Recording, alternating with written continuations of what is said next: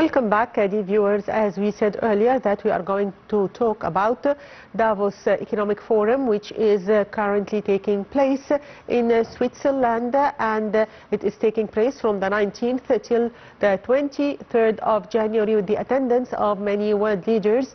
And today we are delighted to be joined by Dr. Engineer Mario Emad, member of the Presidential Leadership Program and a senior energy expert. Good morning, Dr. Emad. Yeah, this is my pleasure to be with you. So, sir, as I've just mentioned, that Davos Economic Forum is taking place in Switzerland. How important is this year's the Economic Forum in light of geopolitical and economic challenges? Yeah, first Davos conference is a must now due to the worldwide events happening this world these days. We have the American-Chinese struggles that going down, but we also having the American-Iranian and now events. So we have multiple events happening these days. So it had to be showing the leaders from all over the world and the executives from the companies and the representatives from the countries showing their interest and gathering in one place to talk about the economic situation which is affecting and the transformation to the new renewable energies and the AI things. So, Dr. Mario, to what extent does choosing the axis and the agenda of this year's forum reflect the priorities of the global economy? If we talk about the axis and the agendas from this, we will have multiple coordinates. They are starting with the trust, building the trust between the countries and cooperation in many things, especially the trade things and the economic things and the e-commerce and this kind of transformation to AI and the sustainable energy and renewable energies doing changes and how they are facilitated to be executed in the land.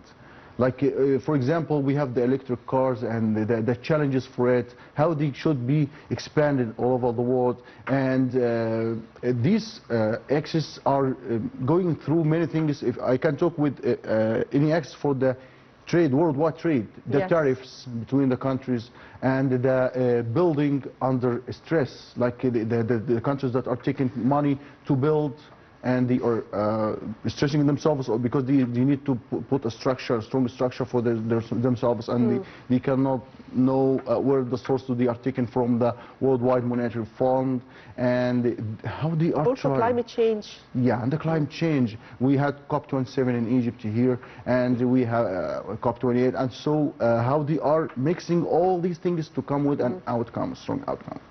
Yes. How can countries achieve active cooperation in light of escalating geopolitical and economic tension? Yeah. If we are talking about this, we will talk about starting with finding the common interest. Like there's some countries they have in common interest and they are interested in trading in historical parks and things. So how to find the common interest between the countries? Focus on this common interest in order to find many coordinates and subsidiaries from it.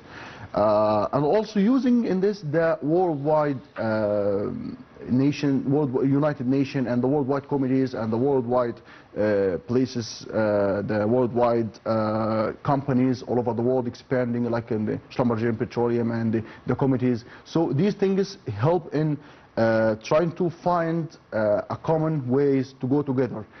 If we are talking about opening extra communication channels, like if I talk about communication channels, I talk about the main communication channels and subsidiary ones, the main ones between the political parts and the governments themselves, and the subsidiary ones are the branched ones, so you go through the companies and the worldwide communities. Taking in consideration all this, like the AI and how the countries are trying to merge together and find something, applying the AI and the e-commerce. So how these are trying to find the center they are moving around, it will help them too much. So, sir, what are the main new resources of growth the forum would tackle? I think the forum will focus on the main coordinates we are talking about. that building the trust, first, how the trust is being built. Like if we have an old events that happen between the countries and they are having wars or something, how they are trying to build the trust again. And also if we look at the cooperation, what kind of cooperation? What are the specialisms of cooperation? So each country, for example, the European countries are talking together in financial things and talking about the AI. When you talk to Africa, you are talking about how the support programs and how they are using their minerals. If you are talking about the states, how the economy and the talking about the cooperation all over the world and how they are leading. And if you are talking about the Middle East and the rule of Egypt, so how these people are building the trust again. And also if you talk about the AI, I think from my point of view that AI is a big thing to talk about. Like they are talking about now more than 80% of the people attending concerning the AI, the cryptocurrencies. If we look at the cryptocurrencies, it's something that's, we don't have a coin. We have something called cryptocurrencies. So do you think this is going to be the future? Yeah, it's going to be the future. So it's kind of the thing is that you're talking about is the cryptocurrencies. For example, we were talking about the cryptocurrencies at the start. Oh, England, the UK was the leader of the world one day, so they are all really rich and they have much gold. No, the states started to put a new technique in order to attract the funds and saying we have cryptocurrencies. What the cryptocurrencies is nothing. But it's something that you are buying and all the people of the world are trusting it and it's developing and it's going to be the future for the world. It has trillions of dollars on it now. So from my point of view, if they are trying to discuss the AI, they should discuss the future jobs for the people. Yes. Because AI will replace the people. So what is the replacement for these people? So the second thing is to increase their skills. You need to increase their skills. Okay, the robots will do something, but they need to hire something to control these robots. If you don't control their skills and put it higher, it means that you are trying to replace them with the AI things. So, sir, how can the emerging economies benefit from the global economic changes? Economic changes are developing now. If we look at now the economic changes, we see the semiconductors, we see at the new industries for the technology and the iPhones, and we are talking about the how the manufacturing go from the new technologies, like the silver now. Look at the silver last year.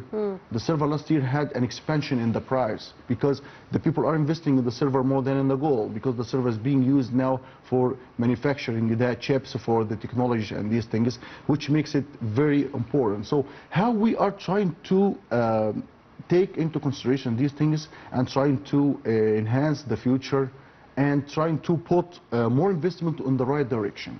This is what we are talking about, and this the conference is handling. Yes. So, sir, also, how does the forum offer a focused space for dialogue, analysis, discussion on forces shaping global stability, growth, and cooperation among nations? There is many people are trying to do this. For example, if we are talking about worldwide committees, we are talking about the governments, the presidents, because every country now is seeing that the cooperation is the main thing, is the main reason to survive. We don't have any other way to survive. If we look at the world in a big view, we see too much wars, too much threats, too much conflicts. If we are trying to put more interest on this, how we are trying to solve these things? So cooperation, growth is the main way the world should take, otherwise many people would die from not finding food in Africa, in things. But if they are cooperating and they are together and finding the environment and the facilitation from every communities, and they are putting laws together and they signing treatments and looking at the future in a very different way, it means that a lot of people will survive because of this. So everybody's signing some paper with a pen, he's saving people's lives. So how does also Davos Forum link economic growth and environment protection? From a point of view, it comes with the regulations, because putting the regulations in the right place helps people a lot. if you are putting the regulations in against the companies needs to gain money. So if you are not giving them money and achieving the regulations, there is a conflict, because they have competitors, they are trying to grow, they are trying to put more investments and get more money.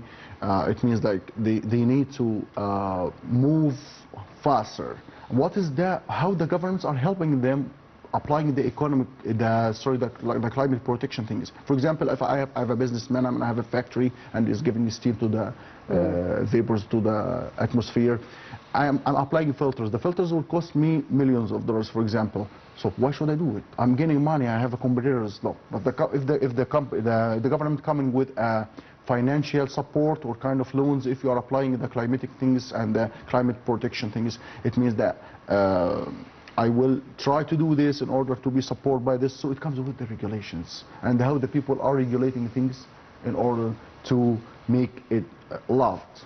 The climate protection is loved. For example, also with the electric cars I talked about, it means like if you have an electric car, you don't have any stations to maintain it.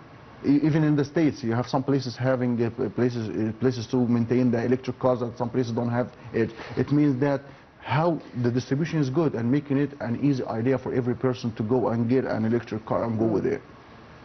So, sir, could you please shed light on the role of the private sector in enhancing green transformation?